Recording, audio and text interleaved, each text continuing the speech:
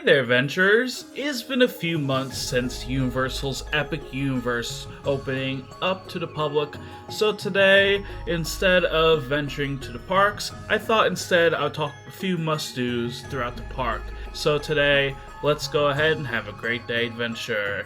Starting off with Celestial Park, this is the world between worlds land of the park, connecting all 5 worlds within this theme park. Along with that, this is an original land themed to the stars, the moon, and celestials, with multitude of restaurants, shops, and rides. So to start things off, I think the one must-do you should do in Celestial Park is Stardust Racers, as this is the first must-do of Epic Universe. Ironically, this may be the last in my opinion, since this is one of the rides that gets better at night versus during the day, where this is a dueling roller coaster. It goes up to 144 feet tall and 66 miles per hour. It is such an insane ride that will leave you speechless, where it has such a beautiful score throughout the ride, along with tons of incredible thrills, where this is one of the most intense roller coasters here at Universal, and the most intense ride at the park. The theming isn't too special, but overall, it's such an incredible ride with a great score and incredible thrills, while being fun at the same time. But if you're looking for something more relaxing, there's also Constellation Carousel. This is a family-friendly carousel themed to the star signs, with many of them themed to different animals, where this is the second must-do in the park. The score is honestly incredible, the theming and ride is wonderful, as it is great for families, even if it's not something that is necessarily worth 30 minutes or longer. But if you're going on this ride, I would highly recommend going on this at night. However, if you don't want to wait too long for this one, then I recommend going on this one during the day.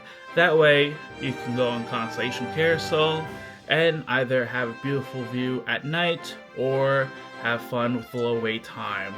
There is a multitude of other restaurants that I would try. For example, there is Atlantic, a fine dining restaurant with beautiful views of Celestial Park, with incredible food offerings such as the crab cake and burger.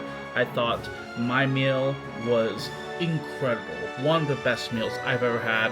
There's also Pizza Moon with incredible pizza and charming atmosphere, especially with the Pizza Lunar and pepperoni pizza being a highlight of mine personally. There's also the Oaken Star Tavern, a restaurant with all sorts of incredible barbecue and live music. Plus, there is also Blue Dragon Pan-Asian restaurant with authentic Pan-Asian cuisine, as dazzling neon dragons chase across the walls. Before we head on out of Celestial Park is honestly going to be the fountain show here.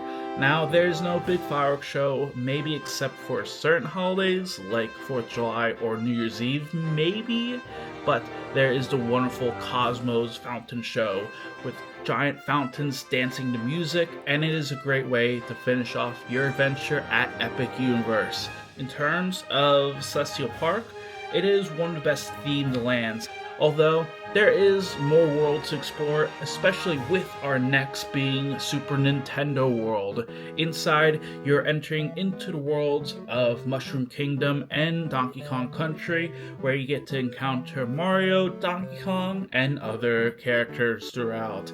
Now, no matter what, there's a few must-dos I think you should do when visiting the land. If we're starting off with this land, there is the many rides like Mario Kart, Yoshi's Adventure, and Minecart Madness. If I had to choose one ride in Mushroom Kingdom, then I think Mario Kart Bowser's Challenge is 100% worth riding. Inside this attraction, you're stepping inside Bowser's castle for Mario Kart as you join Team Mario to help him and his friends defeat Team Bowser.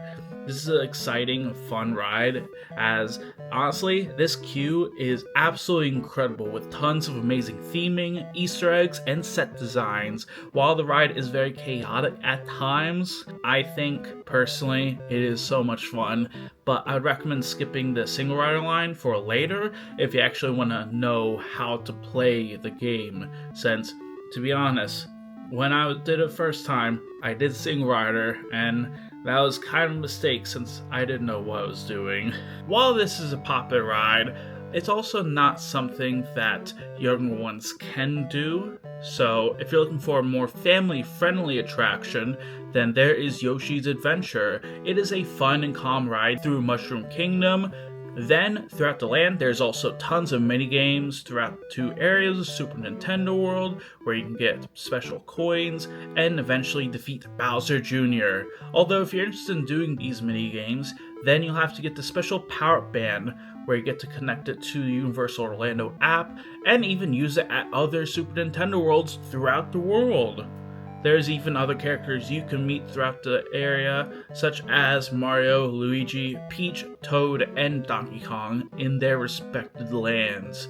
And last but not least, the last must-do has got to be Minecart Madness, especially if you're into more thrilling roller coaster.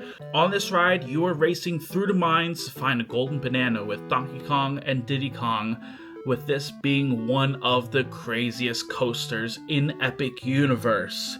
But for our next land, there is Dark Universe. This is going to be home to all sorts of Universal monsters in the village of Darkmoor. But for our first must-do, there is 2 rides with Curse of Werewolf. But if you are going to pick one, it has got to be Monsters Unchained: The Frankenstein Experiment. Inside this ride, you step into Dr. Victoria Frankenstein's castle for her next experiment and encounter all sorts of monsters. But this is honestly the best ride, with an incredible pre-show, beautiful set pieces, and a thrilling ride that is constantly re-rideable. Next is the characters, where you get to meet tons of different monsters lurking through the village, like the Invisible Man, Igor, and Frankenstein's monster that you can meet during the day and night. And lastly is catching the fire on the windmill at the Burning Blade Tavern. A little pro tip though, for those visiting, if you want to experience this land, I highly recommend going at night, especially with the lighting package it has. And with the windmill too. The fire on there happens every 20 minutes or so. And if you want to know when it happens, there is a special bell in Dark Universe where all of a sudden you will hear it, and that will let you know that the fire will happen. But now there's going to be another land in Epic Universe with Ministry Magic.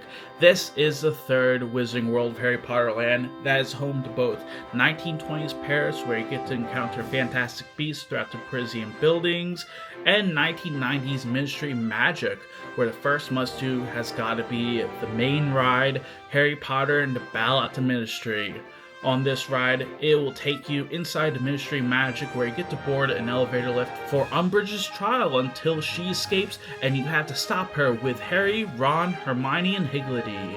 Besides the new ride, there's also many spell locations throughout the land where you get to cast some spells with your very own wand, although if you're considering doing this experience, you will need the newer versions of the wand with the Universal Orlando app, and those will be kind of pricey.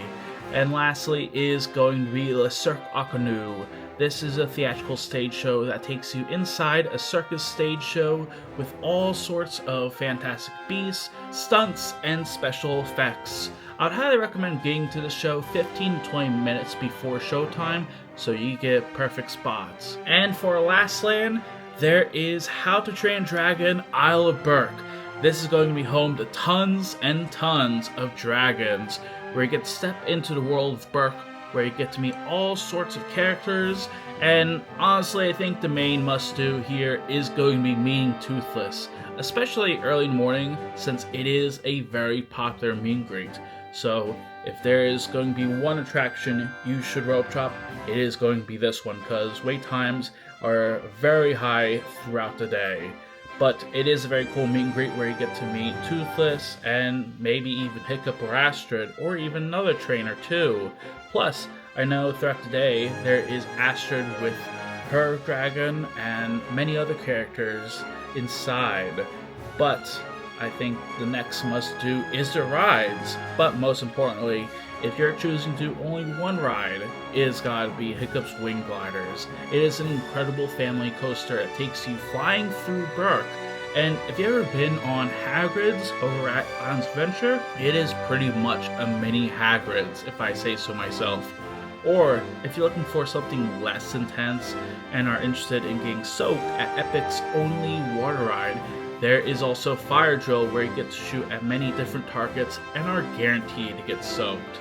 Lastly, there is the Untrainable Dragon.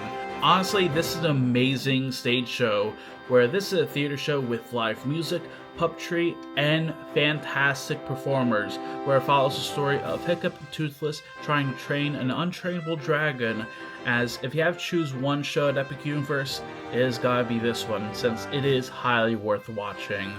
But as of right now, that is everything to do with Epic Universe, so it is over to you. Let me know in the comments down below, are you planning to visit Epic Universe this year? If so, what are you most excited to see? I would love to know, and if you help support the channel, make sure you subscribe, like the video, and follow for more. Until next time though, thank you very much for watching, and I hope you have a great day.